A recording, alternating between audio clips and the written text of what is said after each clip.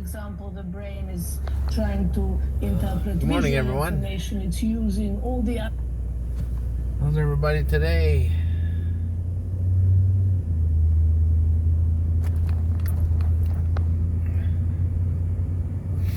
A little colder, nice and sunny though. Not like the west and the east. They're both getting some big storms. Nor'easter in the east. And more flooding in the west. I think the weather system that's passing, it's going to affect southern Ontario. I think we might actually get missed.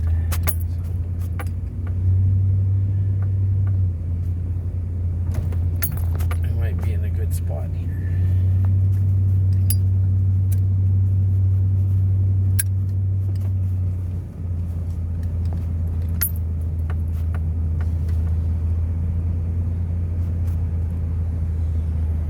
Yes, because we can then, now we have a reference brain, and Drosophila is a really powerful genetic one.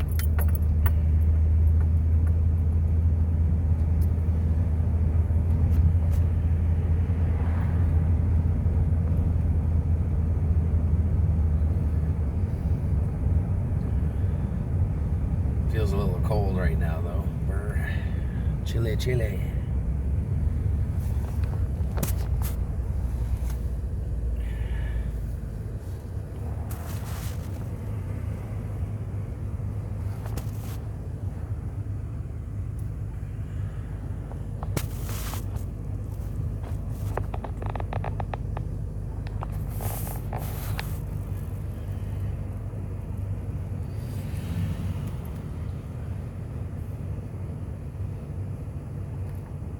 The connectome, but actually to then analyze it and try and make some sense and interpret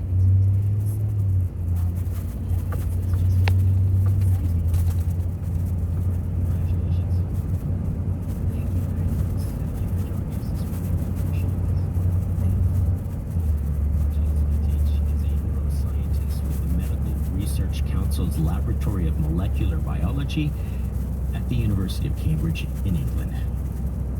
Coming up after your regional update. We need to be together because, you know, in Mi'kmaq, the word Enkwi means where people are happy. Since yesterday is where people are crying. It's a community grappling with a violent random attack. Coming up in 90 seconds, we're going to give you the latest from Amqui, Quebec. I'm Mark Kelly. Don't go away. You're listening to The Current.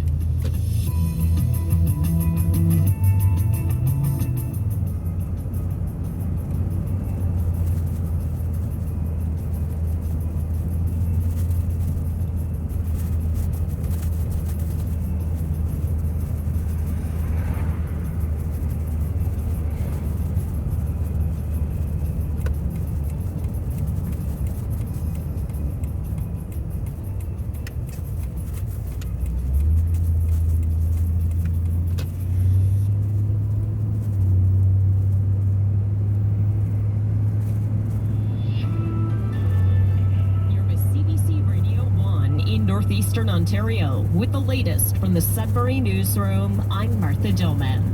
Public health leaders in the Northeast say they're catching up on some of their other programs now that COVID-19 isn't as big a priority. This week marks 3 years since the World Health Organization declared the pandemic. Carol Zimbalati is the Associate Medical Officer of Health for the Northbay Parry Sound District Health Unit.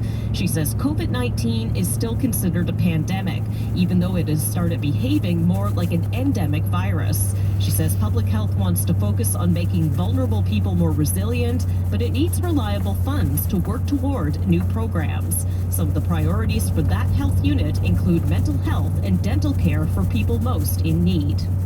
Ontario is expected to unveil plans today for women-only bathrooms as a requirement for large construction sites.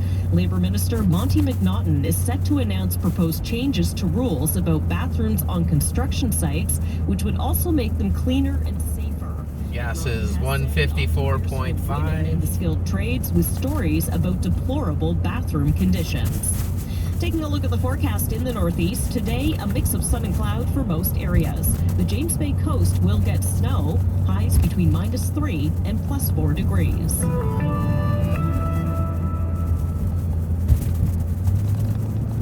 I'm Mark Kelly, and you're listening to The Current.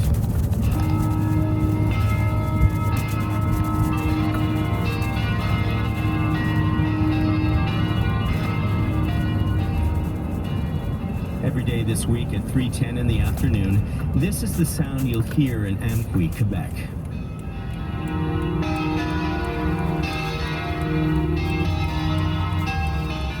The church bells ringing to remember the victims of Monday's truck crash.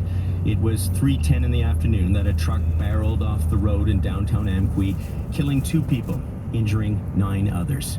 Emily Warren is a reporter with CBC Quebec who's been in the town this week. Good morning, Emily. Good morning, Mark. Tell me about the community of Amqui and what this has done to the little town. As you mentioned, it is a very small town, and it's the kind of place that's usually a very quiet rural area. There's about 6,000 residents, and it's a community that is very tight-knit. People know everyone, and so this tragedy has really shaken everyone in the town. And the area where the incident happened, it's really in the downtown core, and it's where a lot of people walk. I mean, there's grocery shops, there's a couple pubs, and some restaurants, and so it happened right in front of one of the main pubs. And I drove past there yesterday. You can see the ramps of the stairs at the entrance that have been bent down really by the impact of the crash.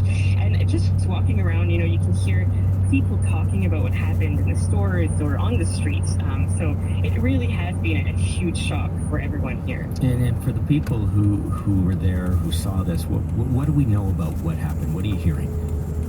So, as you mentioned in the intro, it happened just shortly after 3 p.m. on Monday, and witnesses on scene described how a pickup truck drove onto one of the sidewalks in front of the microbrewery called The Captive, and it accelerated towards pedestrians and just started crashing into them. And that road is part of Highway 132, and it's the main road along the St. Lawrence River and east around the Gaspé Peninsula for those familiar with Quebec region. And it's a main street that becomes the main street of many small towns around that area. That includes Amqui. Police right now believe that the crash was deliberate, and they think though that the driver picked people at random, that it wasn't necessarily people he knew beforehand.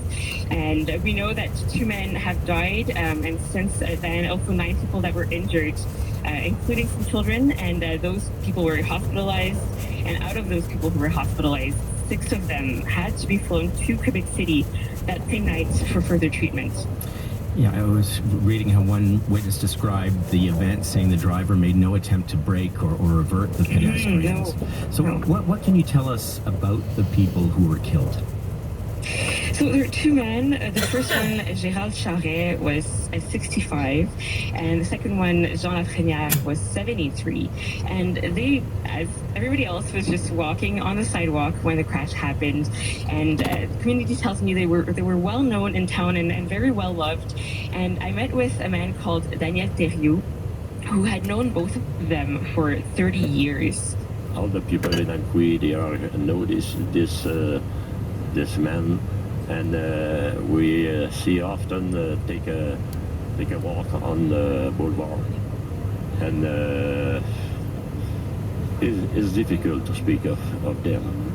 They are so gentle, a good friend. Emily, what about the people who were injured? You mentioned there were these include infants. Indeed. So the police have told us, and the officials also have told us, that one of them was a baby. We don't actually know if the gender, but the baby was just under 1 year old, and the other one that was actually a 3-year-old child. So 2 children. There could be more, but we don't know at this point. And out of the 6 that were sent to Quebec City, 3 are in critical condition. So they have suffered really serious injuries.